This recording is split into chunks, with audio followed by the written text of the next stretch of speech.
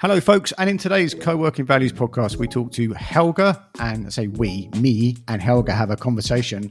And most of our conversation is about the co-working community's response to Ukrainian refugees coming around Europe and the war in Ukraine, and the decision she had to make with her family when Russia invaded Ukraine in February 2022.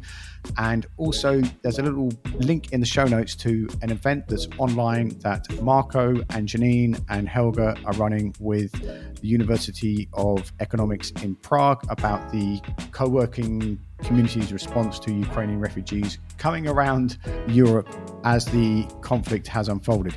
Also in London, there is the Unreasonable Hospitality going live, which is 150 co-working community builders together. That is people who want to run a really sustainable business as a co-working space and put a load of effort into being part of the local community and helping everyone connect. It's what we call the citizen story of co-working, and we'd love you to be there.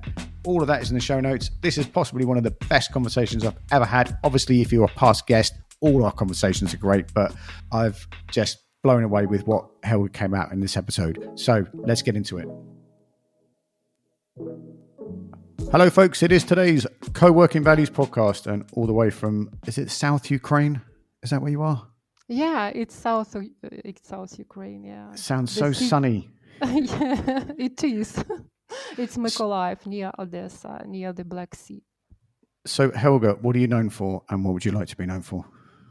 Yeah, I'm known for. I think I'm known as a senior marketer at Spacebring, and what I want to be known for probably for my imagination, creativity, and the books I'm writing, especially fairy tales about co-working that are not only for kids but for grown-ups as well. And what's your favorite book? Just so I have to put it in the show notes. My favorite book from what I have written, or the one both. Both. Yeah. My favorite book that is Master and Margarita that we already discussed with you, and my favorite book from what I've written, they're like my kids. I like them all.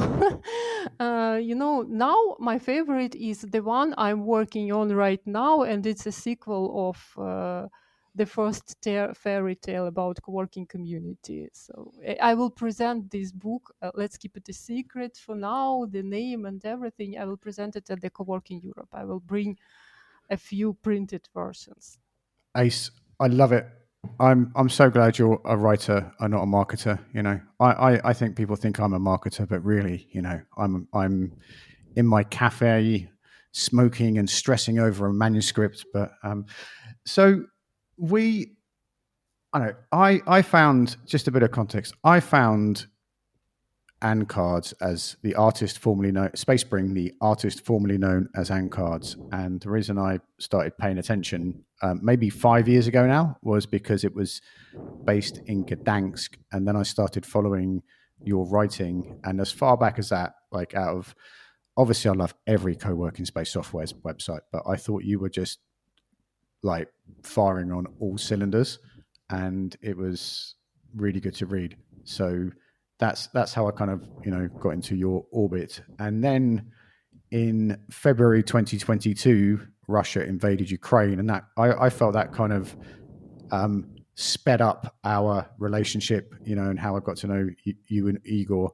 So I always think, as I'm tapping away here in Vigo with the sun coming in the windows, it's hard enough doing this, but I just cannot get my head around how you continue to work at such a level in a war zone. And can you explain a little bit about how that feels? Like you said if you want to know how things are right now, Helga invites you to come and ask. So I'm asking.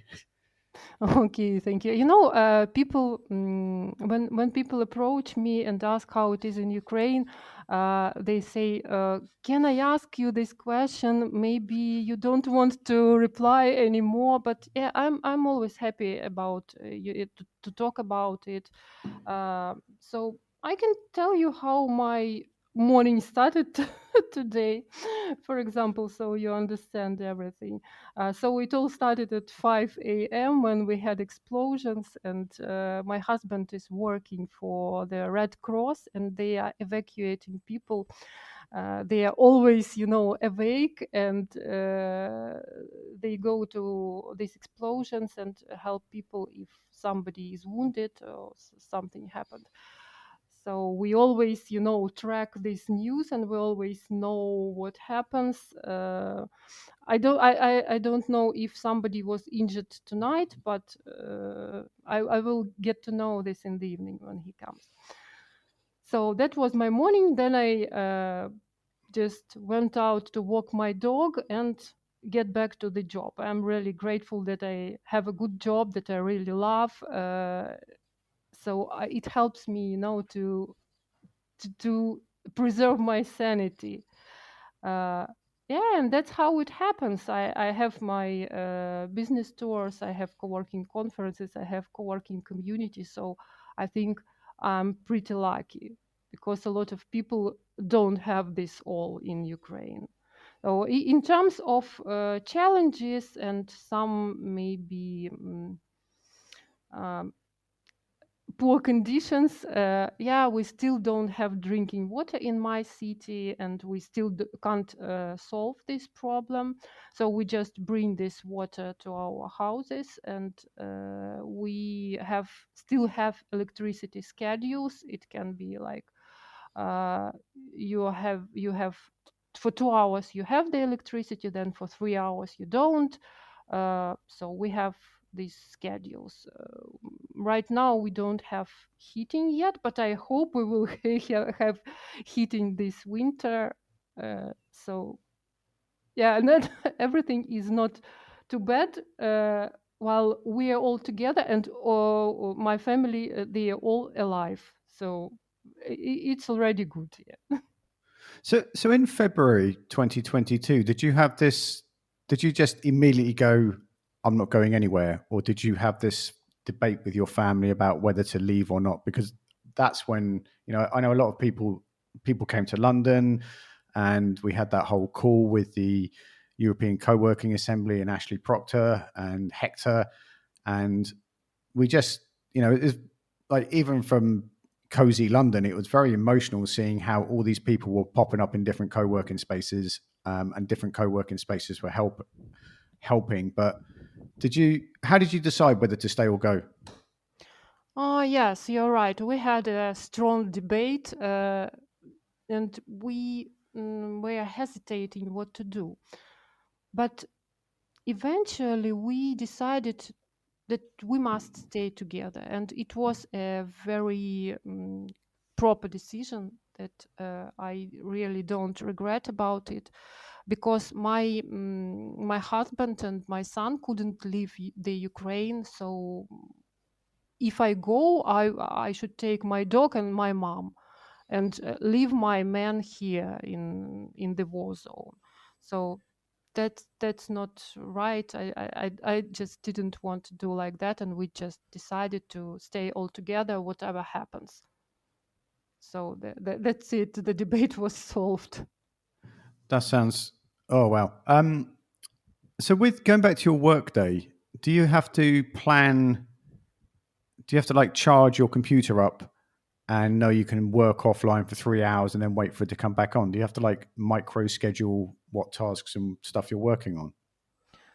Yeah, we adjusted to these situations. For example, my son has an accumulator like EcoFlow. We purchased a power generator, but it is really noisy, and our neighbors don't let us turn it on. So okay, I just keep my laptop charged all the time, and if something happen, if I'm out of charge or out of internet, I can go to the internet cafe. They have power generators, or just to a cafe. Also, we have one co-working space that still works in my city. It's a beauty co-working. Unfortunately, the rest of the spaces are closed, but I have some choice, at least, where to work. It's not an option for me just, okay, I don't have electricity, I will not work. No, I will go and find some way out. That sounds, like sometimes, like when I was in London, I'll stand by Old Street Roundabout and go, oh, I don't know which co-working space to go today. And like the way I have to make a choice of co-working space and the way you have to make a choice of co-working space. I mean, no, I'm not there anymore, but it's like two parallel universes.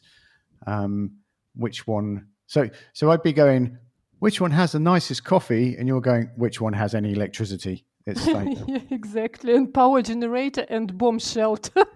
yeah, that was when. Oh, who's the guy you put us in touch with a couple of years ago from Sonic Spaces? I can't remember his name. And like I remember looking on the thing. It's like we have this. We have free coffee's included, podcast room, and bomb shelter. Yeah. And it's like funny but not funny. What have you? So like I asked you this before we came on. I always look at you going to co-working Europe and Juicy and co-working Spain and where else you go. There's and I think how do you go to those conferences and in all that conversation about chairs and desks and Wi-Fi and kombucha and people agonizing over what you do when you run a co-working space and then get on a bus and get back into Ukraine. Like getting into Stansted Airport from Spain is one thing, but like the journey from getting back into Ukraine, sorry, cannot be easy, Uh, mentally or physically. Yeah, you're right. Yeah, it makes sense, of course. It's quite an adventure every time just to get somewhere, abroad.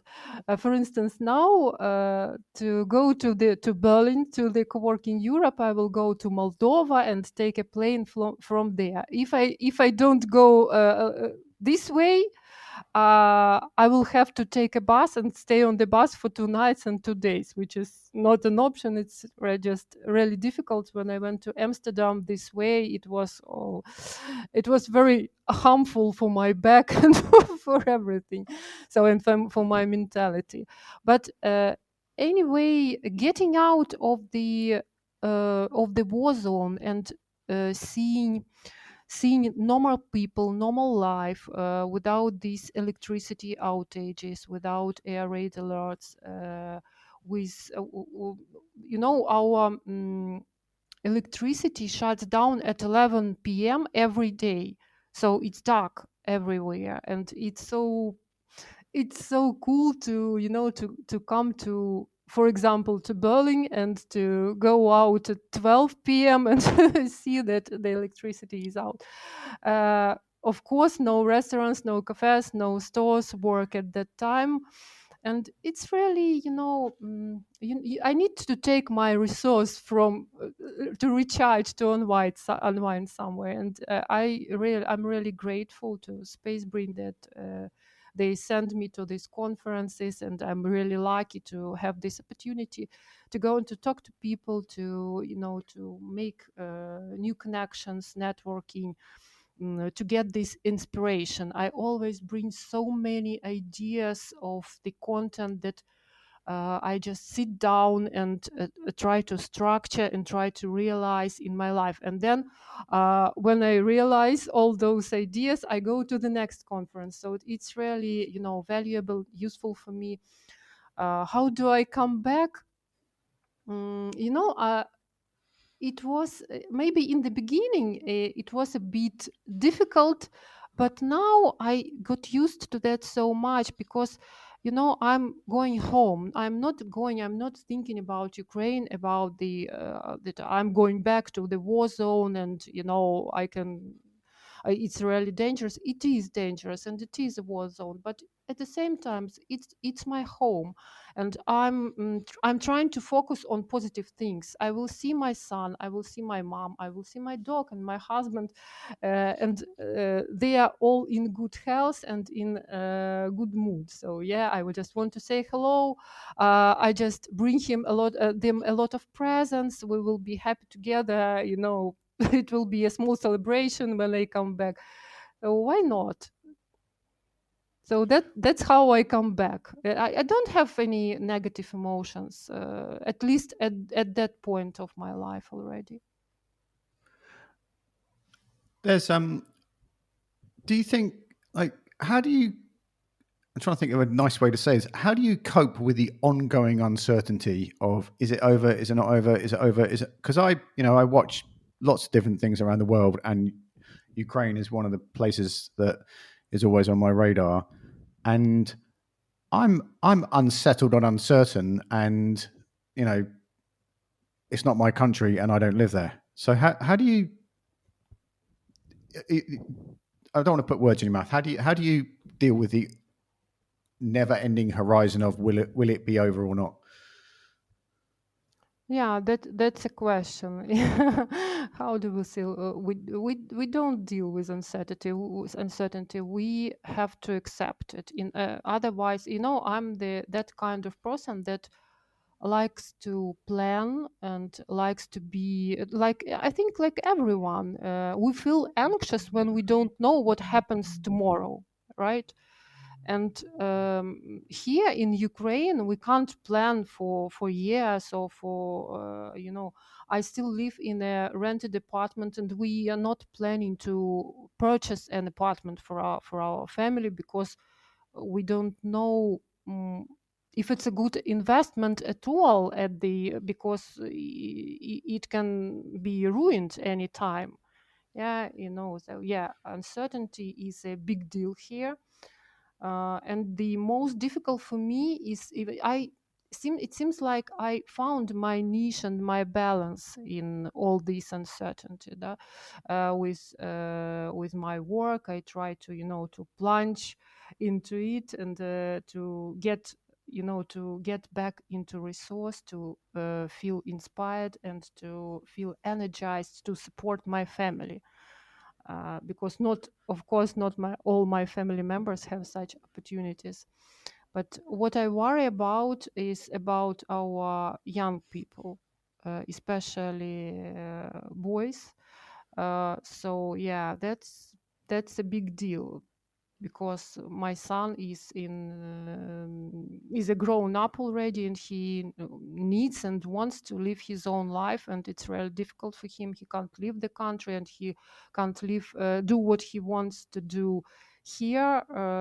Yeah, and yeah, that's a challenge. I'm trying to solve it legally, and we see a small light in the end of the tunnel. I can't disclose what I'm doing now, but I just don't lose hope, and I try to different approaches to turn this uncertainty into something better. That's I'd love to come out the gate with another killer question, but I am in awe of the way you do it all, Helga. Um, can we, because we're getting near the end, but I don't want to, I want to talk about the events you're doing with Marco and Janine, and at the university, which we'll put a link in the show notes to, and you're going to talk about um, the response of co-working spaces in Europe to Ukraine and refugees, and what are you going to bring to that? Oh yes, I'm really waiting for this event, and I'm really grateful to Marco, who raised this point, because we need to keep this problem, and we need to keep this Ukrainian war top of the mind for people, because at one conference I was asked by a guy. How is it now in Ukraine? You probably don't have shelling, and you look so fresh and you look good. So yeah, it doesn't look like you came from the war zone. Well, no, people are dying every day here in Ukraine. Every night, every day, and every night we have air raid alerts. We can't sleep sound because, especially now in Kyiv, people sleep in the subway. Can you imagine that you sleep in the subway every day, every night with your kids, with everybody, and it's really cold outside already. So yeah, it happens, and it's really important. And so my part of the job at this event um, is to make analysis of the co-working industry during the wartime, because it changed a lot from completely zero when everything stopped, and now to thriving co-working spaces and to opening new co-working spaces. So our engineers pulled very interesting data, and I will make a presentation. Also, now I'm conducting interviews with Ukrainian operators, and I will support all my data with live quotes from those operators. And also, Marco asked me to tell my own story, because I was also a displaced worker. I didn't go to abroad, but I went to Lviv together with my family when it was too dangerous here in Mykolaiv, but soon I came back again. Also, yeah, I will probably tell the story of my son to show how important the community is for modern co-working spaces, and that community is not just to fight loneliness or to share information, but community is real support, and community can save people's lives. And my son's life is like evidence that community is a great power. Can you, sorry to interrupt, can you just say a little bit about that? Because a lot of people in the co-working community pitched in and helped when that campaign was put online. So, like, absolutely tell the story of your son here. Yeah, but I don't know. I will not, tell the whole story. Yeah, now from the very beginning, because it's pinned on my LinkedIn, and people, if you didn't know what happened, you can just Yeah. just go and read the report. But in short, my son was drafted when he was 25 years old, and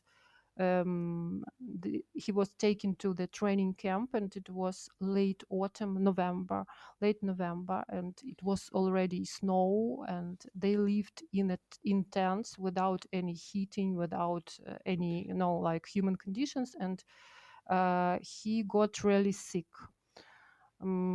So they had only one person with some medical education for hundreds of soldiers, and they all started to cough, to the usual thing, because they were just freezing.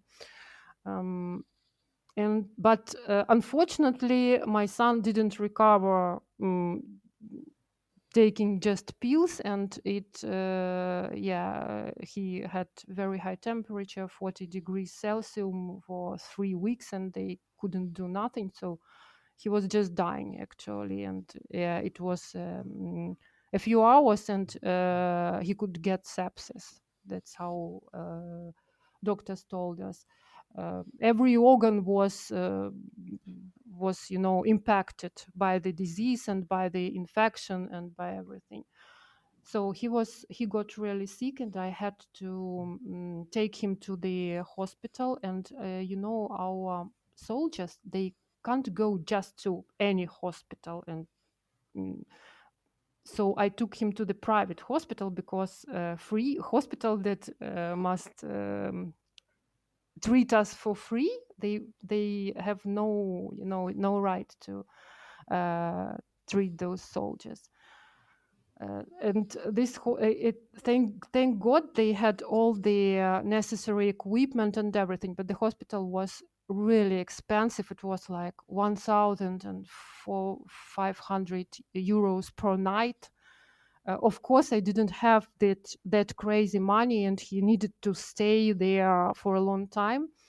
So yeah, I started to. Of course, we started to sell everything we had, and we took a bank loan, everything. Yeah, of course, my Spacebring family helped me a lot with money, and the people from co-working community started to call me. You, Bernie, called me, and Tom from Start Dog, and a lot of people, Carlos from Avila Spaces, and everyone started to do fundraising and to help me. And yeah, that was the power of community, a great demonstration of the power of community. And we could, due to that help, thanks to that help, we could afford the hospital and my son. Not immediately, but it was a long process, but he fully recovered and he is a healthy guy now. Yeah, and he even has a girlfriend. So that's the power of community. You even can't imagine how grateful I am for that help. I've seen so many little stories like that over the years come out of this. Well, it sounds really lame when you say this community, but like that, what you just said there is the kind of ongoing experience I have with, I don't know, the co-working community, whatever you want to call it. That's, so you're gonna talk about that. I was transfixed by listening to you talk about that because I remember like it all happening, and that was about the same time as you were going to co-working Europe in Sofia. Is that right? Is my timeline right? Yeah, it was the same time. When I at my last day in Sofia, I saw a dream again. We have a very strong connection with my son. I saw a dream that I tried to call him, and some military guy picked up the phone and said me that my son is dead. So Wow. yeah, I started to call him, but they didn't give them telephones. It's not like your son is drafted and you can contact him anytime. No, you can't do it. He can call you only once a week when they give him the phone. So I started to contact everyone, hotlines, everyone to get to know how he feels, what's going on. And yeah, and turned out he was really that sick, and he was really dying in the tent in the forest. So it was like miracle that I got to know in time and I could help him. I know a lot of people listening to this must be thinking, how do you juggle? I think it's amazing you go to a co-working conference, blog about member retention, and rescue your son like that. So, I'm in awe. What else about the event with Janine and Marco? Because we're going to put a link to the show notes in that, and that's reignited that conversation around our community. Is there anything else you want to make sure we know there? Oh, yes. I would like to invite everyone who wants to listen to this conversation. And yeah, there is a link. Please join, come, listen to us, take part in the discussion. It will be a discussion. I think you will learn many interesting things. For instance, this report is really unique, and it wasn't about the state of Ukrainian co-working industry. It wasn't published anywhere, and it's the only chance to see it. Yeah, That's the internet marketer in you. Is it, the only one chance to see this information? You have to turn to the event. It's live. Sorry for that. Slides not provided. That's great. I've got to say here that we talk a lot about community as well, but I love that photo you posted on Spacebring, which is Monica from Nexodus and Christina, and there was a lot of other co-working software companies in that picture, and all the way through what happened with Ukraine, people from those companies were pitching in and helping and spreading the word and messaging and stuff like that. It was really, so it's not just the people who are in the spaces coming together, it was all the companies that make the industry happen coming together. And I know that sounds awfully cheesy, but it's a really important deal that we sort of recognize how people as human beings pull together. Where is the best place to find everything you do online and keep up with your adventures? It's please follow my blog. It's the Spacebring blog actually, and my personal LinkedIn. I publish all these adventures, books, everything here. And if you sign up for the blog newsletter, you will know. You'll be the first to get all the reports, books, and everything. Well, you're so good at those hooks and closing calls to action. Anyway, really, really appreciate your time here today, Helga. Ladies and gentlemen, if you are listening to this, obviously you're listening to this because you're hearing this, go to the show notes. There's links to all the stuff we talked about with Helga. There's a link to the Unreasonable Connection going live, which is 150 co-working community builders in London talking all day about things that are way beyond, desks and Wi-Fi. It's the human connection, how your co-working space can be part of the local community, whether it's in a war zone or whether it's in sunny Hampstead in London. And never more has it been more important to go out of our way and connect with each other in the way the world is nowadays. There's also the co-working LinkedIn group, and whatever you're doing in the world, post in there, share. There are 600 people visit that group, and about 3 people, including me and Helga, comment on there every week. So we're always looking for stories, not adverts, in that group. And I'm sure there's something else, but I've forgotten. So wherever you are in the world, be careful out there. It is a jungle. Say goodbye, Helga. Bye-bye, Bernie. Thanks for having me here.